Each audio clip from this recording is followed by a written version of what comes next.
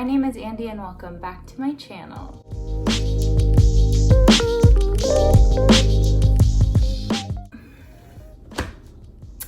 Roots are getting a little long again. We all know what happened last time.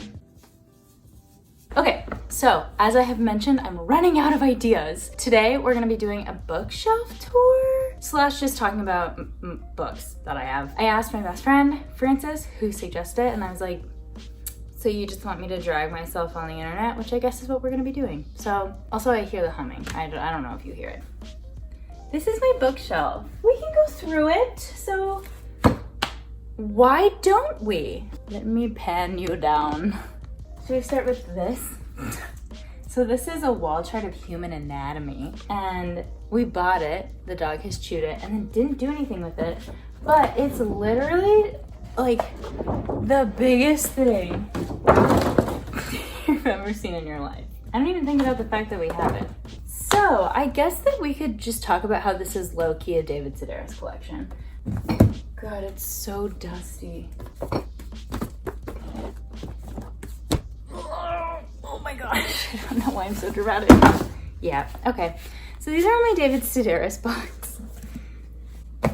Yeah, I love this one so much. It's the visual compendium of his diaries, which is so freaking cool. If I keep running out of ideas, I'm just gonna start reading books just here, like this. I'll be a teacher. But it's really cool. Look at all this texture. That's so freaking cool. Look, it's pictures of his diaries. I think it's just so beautiful. It kind of goes along with Theft by Finding, which are selections of his diaries from 1977 to 2002. This is worn. Like, I used to bring this with me everywhere. We wanna talk, my little pup is barking. Where's my favorite? Do I not even own my favorite? I didn't even pull this one out. I don't think I own my favorite David Sedaris book. So my favorite is called Me Talk Pretty One Day. Anyway, so far this video is a mess. If you don't like David Sedaris, you don't like David Sedaris, that's fine. This one's signed. I think I was complaining about this before, that I'm quarreling with white books. This is one of them. I already talked about this too. This is a really good book. Something I learned from it is that we have all learned to speak by way of gossiping. I'm already feeling like I'm gonna sneeze. I feel like these are all very middle school, right? Like, are these the middle school books? The Girl's Guide to Homelessness, The Lovely Bones, and The Bell Jar. Pretty classic. I get like really obsessive and really into things, and I'm very emotional. And I had this moment where I needed to watch every single movie that Leonardo DiCaprio did and Kate Winslet did. And that brought me upon Revolutionary Road. That movie wrecked me. And I was like, I need to read the book. And so I read the book. It was written in the 50s, so there's some stuff in it where I was like, oh, people are just like fat phobic, I guess. And Frances, my best friend, who's a book connoisseur, was like, yep, this book's really heart-wrenching. Is this interesting to anybody? I have an identity crisis every time I film. When I was abroad, there was this bookstore by my school, and I started buying books there because I was sad and was just filling my time. Don't know why I didn't go to the library. Was buying books and realized that I wasn't looking at the prices, and books are really expensive, and I wasn't thinking about the conversion rate, and all of a sudden I was like, but we can talk about the ones I bought. 2 Zadie Smith books. And if I'm honest, I don't really remember the plot of this one at all. Like, at all. Swing Time. This is a good book. I just had a moment of reading fiction. I feel like forever I thought that I really liked autobiographies. And then, specifically like celebrities, right? And then I was like, those aren't written very well. I don't know. And then I was like, well, David Sedaris is kind of my favorite author, and I guess he writes creative nonfiction. And yeah, then I just kind of went down the road of fiction. But and in the other room, I said that I have a whole bunch of autobiographies. I have Mike Massimino, My One True Love. I have Chris Hadfield. Those are both astronauts. This book, The Mothers, is a really good book. I feel like I always get really insecure about my book choices because all of my friends are really well read. I don't know if I'm well read, and I do think that I can read. period. So I don't know, I just am like, is that a good opinion? Like, do I have like a hot take? Am I, you know, especially with Revolutionary Road, part of me is like, should I even tell people that I like this? I read The Mothers and I really liked it, but I was like, I don't know if anybody else is gonna like it. I just feel like this book vaguely read like a YA novel, which I don't think that's a bad thing. Also, I don't know how to measure my reading abilities, but I definitely bought it for the cover, enjoyed it for the story. They're beautiful robotic hearts. It's student poetry and prose. Am I in this? I don't even remember what is happening.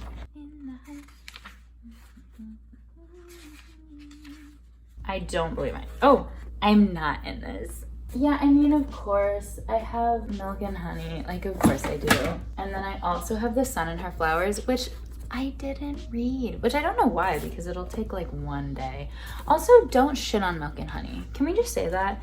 Like, I feel like some of these really did speak to me.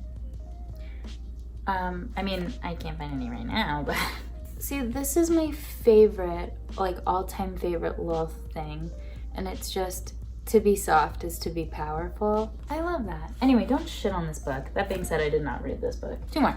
I've already talked about this. I haven't read this copy because I checked. That's the other thing. I've started checking out so many books from the library pre-pandemic, like so many. So I don't own a lot of my favorite books. My favorite books is The Great Believers by Rebecca Makkai. Reads like fan fiction, it's beautiful. I really loved this book and I went and bought it and I talked about it in another video. Okay, this book, The Ocean at the End of the Lane by Neil Gaiman. Mike was like, I really want you to read this book. And I was like, well, it took me so... They're running water. I put it off and didn't want to read it. I don't know why. And then naturally I read it in like 20 minutes. That's not true, it was like 2 hours. And made me cry. And I think it's a very, very, very good book. So if anybody reads it and wants to talk about it, hit me up. This book has something in it that makes me cry no matter what. And it is the idea of memory and how sacred and precious it is. Yeah, it's heart-wrenching. I can't. How fickle. I really should have dusted before this because what else we got? What's this? I literally don't even know. It's a notebook? If you gave this to me, I'm so sorry. Where did this come from? Truly, if you bought this for me and you're watching it, I'm so sorry. I've never seen this in my life. Oh, I got the little prints right here. Little prints. I'm literally like starting to have an allergy attack and the sun came out. This video is a mess. Is that all that I really care about? So I also have like the new Jim Crow right there, Bossy Pants, Tina Fey's book. Little Fires Everywhere, which I actually didn't read. This is one of my favorite kids books, The Snowy Day.